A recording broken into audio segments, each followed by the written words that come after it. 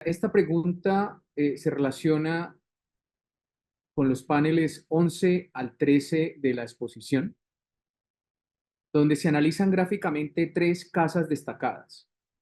En ellos se realiza una categorización de los componentes de la casa en la que se diferencia el papel del hall intermedio y sus conexiones externas e internas con otros espacios. Entre ellos, el porche de entrada, las estancias sociales, el garaje, la zona de servicio y la escalera. Las conexiones entre estos espacios se enriquecen por las características del predio y la topografía, que producen variaciones singulares al patrón del hall intermedio. Ejemplo es la casa del panel 11, donde el hall conecta el acceso con el jardín posterior y se extiende desde la primera planta hasta la planta bajo la cubierta inclinada. Neil, ¿cuál es tu opinión sobre estas variaciones en los paneles, las variaciones en las casas, en los paneles 11 al 13, su representación gráfica y su relación con casas semejantes en Inglaterra?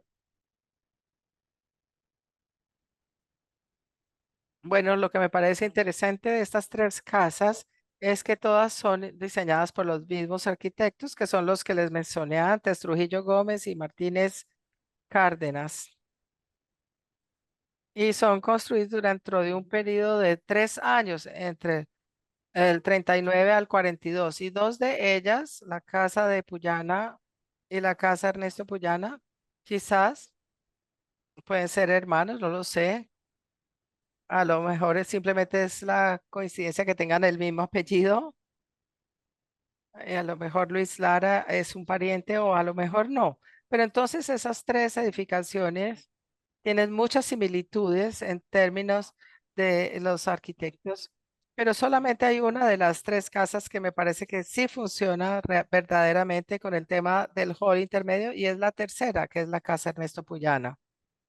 Para mí, de lejos, es la más interesante de las tres casas. La primera, la casa David Puyana, me parece que tiene menos hall a nivel de la entrada y hay unas grandes escaleras en la parte de atrás, pero no hay forma de estarse ahí donde uno pueda sentir un sentido de altura. Y sí, hay unas grandes escaleras, pero hay que ir hasta allá a encontrarlas. Me parece a mí que ese es un espacio, digamos, como comprimido. Por la Casa de Lara, por otro lado, tiene un atrio enorme donde hay galerías en los lados y las escaleras que hacen el enlace. Y para mí pierde cualquier sentido de domesticidad y parece más como el atrio central de un hotel o de un almacén de artículos. Mientras que la tercera, la Casa Ernesto Puyana, cuando tiene un techo bajo, tiene las escaleras a un lado de la esquina y vemos que inmediatamente se hace interesante y bastante misterioso porque uno hace que uno quiera ir hacia allá. Así que me parece de lejos la más atractiva de las tres y es la que más me recuerda de los ejemplos que tenemos en Inglaterra. Por ejemplo, las de Charles Foysey, donde las escaleras de nuevo están a un lado. Y yo creo que quizás esta es la que más se asimila a los ejemplos británicos o ingleses.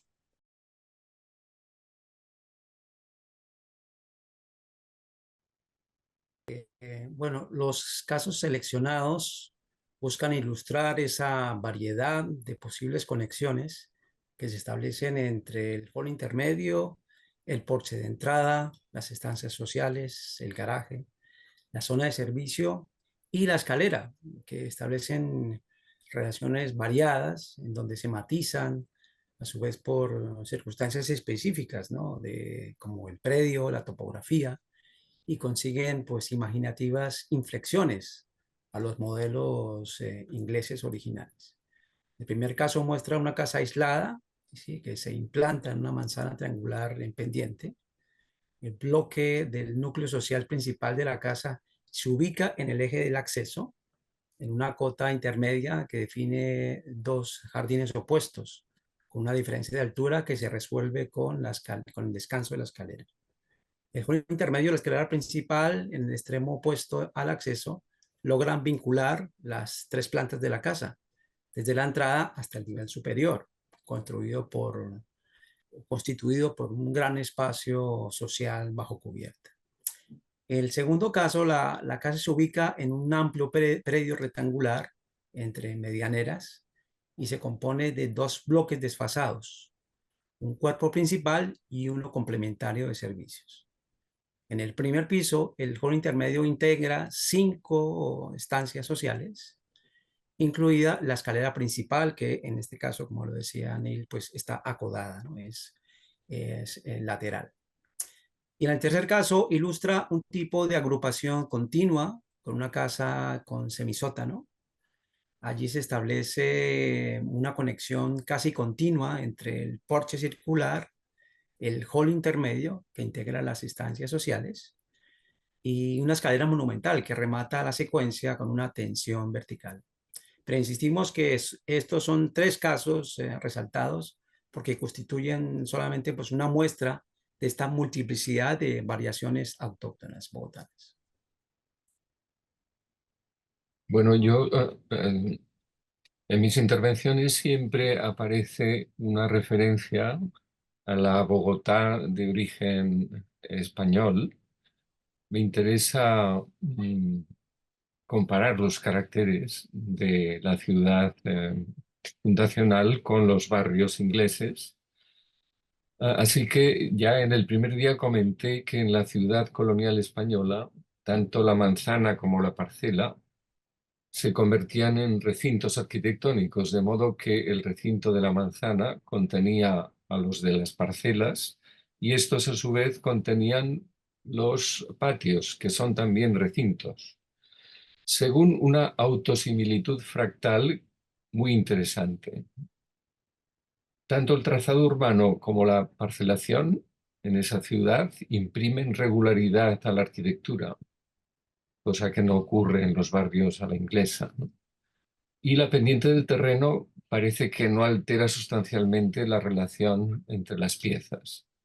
Siguiendo un poco los contenidos de la pregunta sobre la influencia de la morfología de la parcela y del trazado sobre la casa, diría que la urbanización en Ciudad Jardín frecuentemente se sirve de implantaciones donde las parcelas suelen tener perímetros poligonales no rectangulares y también asentarse sobre terrenos accidentados.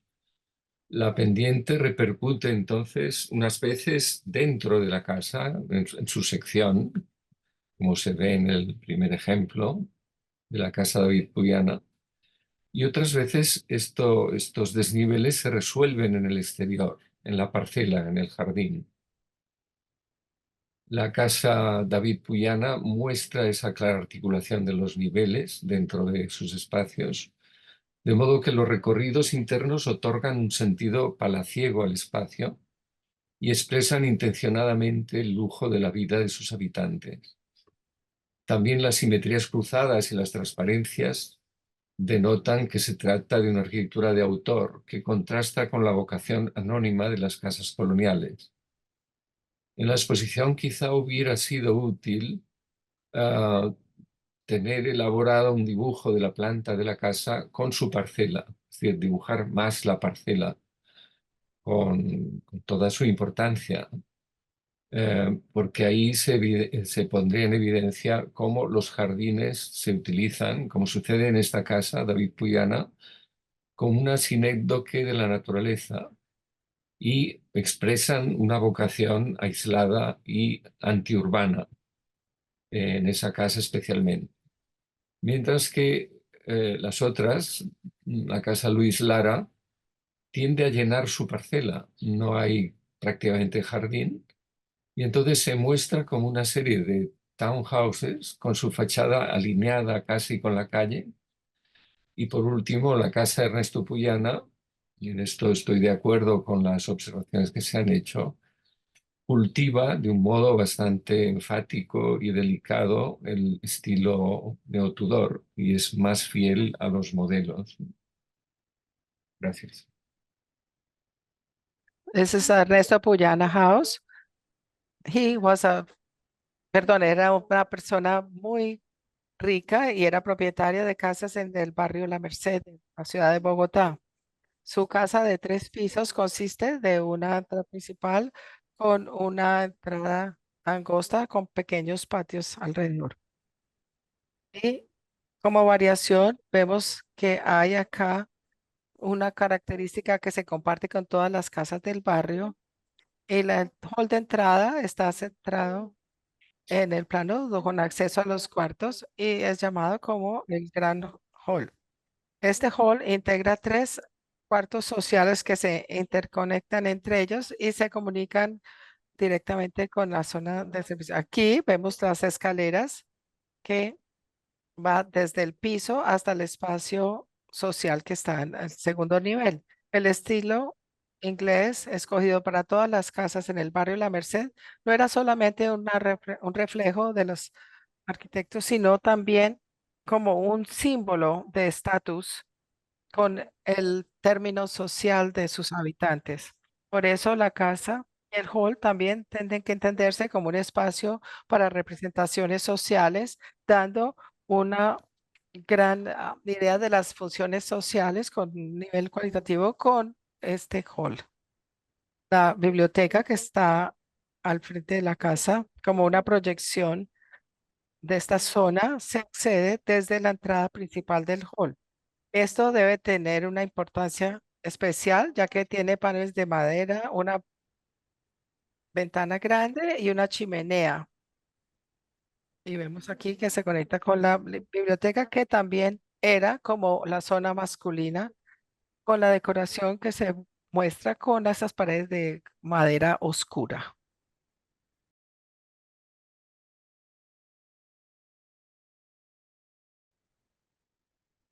Sí, gracias.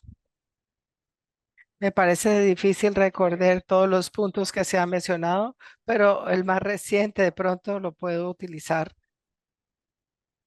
que hizo Patricia sobre la casa de David Puyana, de cómo fue hecha por una persona de bastante rica como símbolo de su condición social y yo pues no estaría en desacuerdo con eso, pero me llama la atención de que esta casa fue construida en el año 42 y en ese tiempo Gran Bretaña, como saben, estaba en peleas o en la guerra con la Alemania nazi. Entonces, ¿por qué David Puyana no escogió una casa de estilo alemán? ¿Por qué escogió una de estilo inglés?